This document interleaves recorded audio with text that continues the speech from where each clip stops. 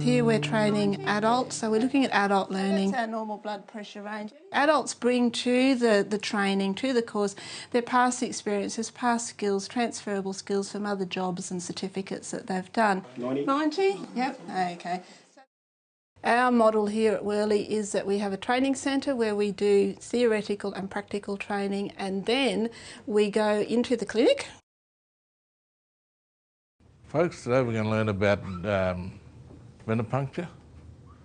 That's taking blood out of somebody. I've been asked to come over today to work with the students doing the bachelor course and in the bachelor mock clinic, helping them doing suturing and venipuncture. So we get our patient to stick his arm out if we've got taking bloods for to send away to pathology. The scenario is someone's just seen two cars crash. There's no extra help from doctors, and you are it. Okay. My babies. Hold it. So they're getting a broad range of experience and a broad scope of practice, because that's what they have to be able to do at the end. You've seen that she is diabetic? Yeah. So now what does Albert, he's in his second year of his training, so he kind of knows what to do. Going by a chart there, looks like... Yeah. Normally what happens is we look at the patient's file first. So I go through with the trainees and ask them, you know, like, what observations do you think we should be doing in this consult before they come in? So then when they are in the consult room, then Albert already knows what to do. This way, Lee. Take a seat. This is Albert, he's one of our trainees. Is that okay if he sits in this morning? Yeah, that's fine. Albert, can you start doing normal obs?